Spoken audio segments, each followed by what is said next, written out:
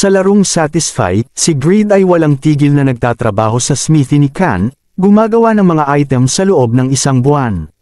Natutunan niyang para makagawa ng dekalidad na item, kailangan ng mataas na kalidad na materyales o dagdag na oras at pagsisikap kapag gumagamit ng karaniwang materyales. Napagtanto rin niya na ang lakas at tibay ay mahalaga, bukod sa kakayahan ng kamay, lalo na sa paghawak ng mabibigat na ores. Sa kabila ng kanyang pagsisikap, sa 73 item na nagawa niya, 3 lamang ang may epic rating. Dahilan ng kanyang pagkadismaya sa kanyang legendary blacksmith class. Bagamat tumaas ang kanyang stats at production skills, patuloy siyang nadidismaya dahil karamihan sa kanyang mga item ay lumalabas na may normal rating. Iniisip niya si Euphemina na umalis upang maghanap ng recipe para sa paggawa ng orb at kinabahan sa posibilidad na makagawa lamang ng mababang kalidad na orb, na maaaring magpahamak sa kanya. Biglang dumating ang mga miyembro ng Sedeca Guild, nagtatanong kay Kan tungkol sa isang babaeng nagngangalang Irina. Nagalit si Greed sa kanilang kawalan ng respeto kay Kan, isang NPC na itinuturing niyang parang lolo. Sa kabila ng tensyon, umalis ang grupo nang hindi nakuha ang sagot na hinahanap nila. Pagkatapos ng gulo, dumami ang mga customer sa smithy, naghahanap ng mga item ni Greed. Nakita ni Greed ang potensyal na kumita sa pagbebenta ng kanyang mga likha sa smithy ni Kan, ngunit nanatili ang kanyang sama ng loob sa pagiging legendary blacksmith, pakiramdam niya tila siya ay pinaglalaroan ng sistema ng laro, dahil karamihan sa kanyang mga likha ay may normal rating pa rin. Sa tanggapan ng SA Group, ang operations team ay nahaharap sa isang galit na manlalaro, si Shin Yang-woo, na mas kilala bilang Greed. Nagpadala siya ng email na puno ng reklamo, inaakusahan ng kumpanya ng pagmamanipula ng mga posibilidad sa laro na Satisfy. Bilang isang legendary blacksmith, labis na naiinis si Greed dahil sa kabila ng paglikha ng 73 item sa loob ng isang buwan, wala ni isa sa mga ito ang naging legendary o unique. 3 lamang ang naging epic, kaya't nagalit siya at nagtanong kung talagang totoo ang sinasabi ng mga developer. Habang nag-uusap ang operations team tungkol kay Greed, napagtanto nilang tila sobrang malas ito, kahit mayroon siyang legendary class. Si Nahi, isa sa mga empleyado, ay nagbanggit na hindi naiintindihan ni Greed ang tunay na kalagayan ng laro at maaaring ito ay isang bug o pagmamanipula.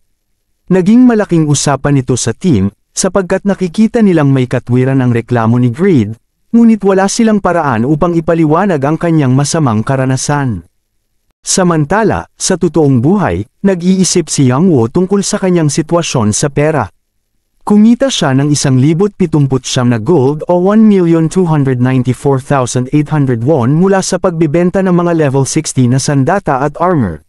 Sa kabila nito, labis siyang naiinis dahil hindi naniniwala ang kanyang mga magulang sa kanyang karera sa paglalaro. Nais niyang ibenta ang Ideal Dagger upang ipakita sa kanila ang kanyang potensyal na kita, ngunit walang makakabili nito dahil sa mahigpit na requirement na Advanced Dagger Mastery. Sa kanyang pagkadismaya, natuklasan niya ang isang lifetime discount sa isang capsule room.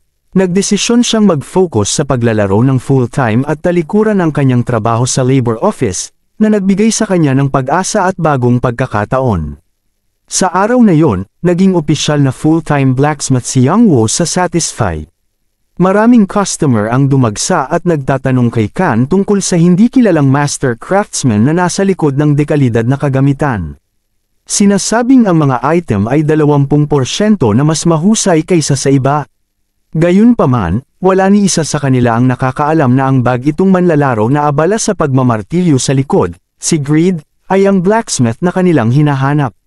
Sa kabila ng kanyang simpleng hitsura, nagtatago siya ng malaking potensyal at mga kakayahan na magbabago sa takbo ng laro. Greed, matapos gumugol ng 15 oras araw-araw sa paglalaro at paggawa ng mga item sa capsule room, ay naglalagay ng lahat ng kanyang pag-asa sa isang plate armor na kanyang ginawa, na gumastos siya ng 483 golds para gawin. Gamit ang pamamaraan ni Kan, inabot siya ng 20 oras upang matapos ito, umaasang makakakuha siya ng legendary o unique grade. Sa kabila ng kanyang mga pagsusumikap, ang item ay naging epic grade lamang, na labis na ikinadismaya niya. Si Kan, gayunpaman, ay humanga dahil mas mataas ang rating ng item kumpara sa karaniwang resulta ng kanyang pamamaraan. Inisip ni Greed na ang armor ay maaaring i-auction, at dahil wala itong bayad sa pagkakataong yon, siya'y pumayag. Plano niyang gumawa ng higit pang mga kagamitan bago ang araw ng auction sa Winston Castle. 2 araw pagkatapos, bago umalis, binigyan siya ni Khan ng isang badge na magbibigay sa kanya ng karapatan na lumahok sa auction, kasama ang payo na huwag masyadong mag-expect. Habang si Greed ay patungo sa Winston Castle, alam niyang ang auction ay hindi lamang para ibenta ang mga kagamitan sa mga knights, kundi para rin tuklasin ang mga magagaling na blacksmith na maaaring makapag-deliver ng kagamitan para sa Lord ng Winston. Sa Winston Castle auction, si Greed ay nag-aalala habang isinusumite ang kanyang epic plate armor at epic gauntlets. Alam niyang ito ang kanyang pagkakataon na makabawi sa mga gastusin at baka mapalapit na rin siya sa pagbabayad ng kanyang malaking utang. Hindi niya tiyak kung ano ang tamang minimum bid price, kaya nakatagpo siya ng isang kapwa blacksmith na si Steng, isang user na may karanasan sa mga auction. Ibinahagi ni Steng na ang mga normal grade items ay karaniwang nagsisimula sa 300 golds. Habang ang epic grade gauntlets ay maaaring umabot sa 600 golds at ang epic plate armor ay nasa 1,800 golds. Ang impormasyong ito ay nagbigay kay Greed ng malaking pag-asa, lalo na't iniisip niyang sa tamang presyo, maaari niyang kita ng mahigit 2 milyong won sa isang linggo. Habang papalapit ang auction, hindi maipaliwanag ni Greed ang kanyang kaba. Sinimulan ng mga night bidders ang pagbid, ngunit mabilis silang nabigo sa mga naunang items na ipinakita walang halaga. Napuno ng pagkadismaya ang mga knights, ngunit biglang nabuhay ang kanilang interes nang ipakita ang isang longsword na gawa ng master blacksmith na si Razvan. Nagkaroon ng matinding pag-aagawan sa bidding para sa longsword, na umabot sa 1,200 golds. Akala ng lahat ay tapos na ang auction, ngunit bago matapos, inihayag ng host na may isa pang item na isusubasta na hindi inaasahang naidagdag sa huling minuto. Sabik na naghihintay si Greed para sa resulta matapos niyang isumite ang kanyang epic plate armor at gauntlets. Si Steng, isang kapwa panday, ay nagdiwang sa matagumpay na pagbebenta ng espada ng kanyang guro, na nag-iwan kay Greed ng pagkainggit. Nang tawagin ang pangalan ni Greed, dinala siya ng host sa administrator, na pinuri ang kanyang husay sa paggawa at inalok siyang bilhin ang kanyang mga item sa halagang 5,500 ginto. Nag-alok din ang administrator ng kontrata para kay Greed na mag-supply ng kagamitan para sa mga kabalyero ng Kastilyo.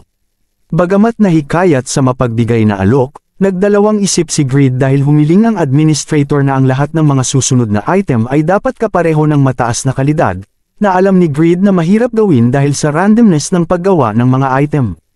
Sa kabila ng kanyang mga alinlangan, tinanggap ni Greed ang deal, na nakita bilang isang malaking pagkakataon upang kumita ng malaki. Ngayon, mayroon siyang bagong quest, gumawa ng 3 epic grade na espada sa loob ng 1 linggo, o baka mawala ang negosyo. Naging excited at nababahala si Greed, ngunit determinado siyang magtagumpay, alam niyang nasa tamang landas siya patungo sa pagyaman. Sa mga nakaraang buwan, si Earl Stime ay naglunsad ng isang walang humpay na paglaban sa Yatan Church, isang nakulto na kilala sa pag-sacrifice ng mga batang birheng babae. Ang labanan ay personal para sa kanya. Ang kanyang anak na si Irene ay minsang kinidnap ng grupong ito, at sa kanyang pagsagip, napatay si Doran, ang pinakamalakas sa pamilya. Habang patuloy na naglalakbay si Earl Stime sa kanyang misyon, ang sitwasyon sa hilaga ng Winston ay lumalala. Ang mga sundalo ay nagpapahayag ng kanilang pagkabigo sa walang humpay na Yatan Church. Sa gitna ng tensyon, dumating si Yura, na nakta ang napakalaking bilang ng mga kalaban na kanyang kaharap. Napagtanto niya na maaaring mas matagal kaysa sa inaasahan ang laban, at nakatanggap siya ng abiso tungkol sa isang misyon, iligtas ang mga tagasunod mula kay Stime at maging ikawalong alagad ng Yatan Church. Nag-aalok ang misyon ng mahahalagang gantimpala, kasama na ang mga kasanayan tulad ng Infinite Faith at Divine Punishment. Nagsusumikap si Yura na umangat sa ranggo at patunayan ang kanyang lakas. Nainisip ang kanyang nakaraang pagkikita kay Agnes, ang ikapitong ranggo. Sa Winston Castle, naibalita ang malalang sitwasyon.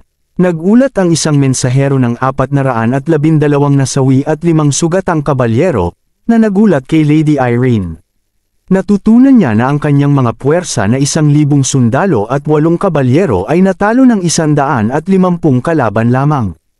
Isang mensahero ang nag-isip na ang pinuno ng kalaban ay malamang na isa sa 7 alagad, na nagpasiklab sa galit ni Irene para sa paghihiganti. Inutusan niya ang muling pag-aayos ng grupo upang palakasin ang kanilang kakayahan sa labanan. Samantala, si Greed ay nahaharap sa kanyang sariling mga pagkabigo. Sinusuri niya ang isang bagong gawang longsword, at nabigo dahil ito'y isang normal na item lamang. Sa limitadong materyales, kaya lamang niyang lumikha ng 7 espada, at ngayon, sinira na niya ang isa, na naglalagay sa panganib sa kanyang layunin na makagawa ng 3 epic sword. Hinihimok siya ni Kan, ang kanyang guro, na magtiwala sa kanyang mga kasanayan at patuloy na subukan. Ngunit si Greed ay nakadarama ng panlilinlang mula sa laro at nagalit sa mga operator. Ipinapahayag niya ang kanyang pagka-frustrate sa mga mechanics ng paglikha na tila laban sa kanya. 1 linggo ang lumipas at nakuha ni Greed ang 2 epic, 1 rare, at 3 normal na sword, na itinuturing na malaking tagumpay kahit na 1 ang kulang. Nakakaranas siya ng pagkadismaya sa hindi paglikha ng kanyang huling espada, sa kabila ng kanyang hiling na makakuha ng epic. Sa gitna ng kanyang pag-iisip, nagkaroon ng isang biglaang kidlat na nagpakita ng isang legendary sword na tinatawag na Sword of Self-Transcendence. Ang espada ay may mataas na stats, at iba't ibang bonuses, kasama ang karagdagang pinsala sa mga kalaban, na himatay si Kan nang makita ang pangyayari. Si Greed, nag-aalala para sa kanyang guro, ay nagmamadaling tumulong. Sa kabilang dako, si Phoenix, isang tagapagsalita ni Lady Irene, ay nagulat na ang 2 subjugation group ay natalo ng isang malakas na kalaban na pinaniniwala ang isa sa mga 7 servants. Si Irene ay nagsabing ipagpatuloy ang paghihiganti sa napatay na si Doran. Habang nag-uusap sila Irene, dumating ang administrator at nagsabing kailangan niyang makilala si Greed, ang tanyag na panday na pumihil sa pang-aapi ng Mero Company. Agad na nahulog ang tingin ni Irene sa espada ni Greed at namangha sa kapangyarihan nito. Tinanong niya kung gaano kalakas ang espada at kung magagamit ito laban sa 7 servants. Nagpasya siya na bilhin ito para sa knights, ang administrator naman ang nag-ayos ng bayad na 220,000 na ginto. Si Greed, bagamat naguguluhan sa halaga, ay naisip na makakatulong ito sa kanyang mga utang at magdadala ng mas magandang buhay para sa kanya. Natuklasan din niya ang katayuang Winston's Person of Distinction, na nagbibigay ng mga benepisyo sa kanyang mga susunod na gawain sa pagpanday at ng exemption sa mga buwis sa hinaharap. Sa kabila ng mga pagsubok, tila nagbubukas na ang bagong kabanata sa buhay ni Greed na puno ng mga oportunidad at tagumpay. Si Xin Yang-woo ay naniniwalang siya ay naging mayaman, ngunit sa halip, siya ay nahaharap sa malalaking pagkalugi dahil sa kakulangan ng mga gumagamit na kayang gumamit ng kanyang legendary sword. Sa loob ng ilang buwan, maraming tao ang makakakuha ng Advanced Sword Mastery, na magbabawas sa halaga ng kanyang espada sa merkado, na posibleng umabot sa bilyong won. Sa kabila ng setback na ito, naramdaman ni Yang-woo ang pag-asa na makapag-umpisa ng bagong buhay. Pag-uwi niya, excited siyang ibahagi ang kanyang magandang balita sa kanyang pamilya, ngunit natagpuan niyang malungkot ang lahat. Sinabi ng kanyang kapatid na si Sihi na ang kanilang ama ay pumirma ng loan guarantee para sa 800 milyong won. Isang seryosong issue sa pera na nakaapekto sa kanilang pamilya.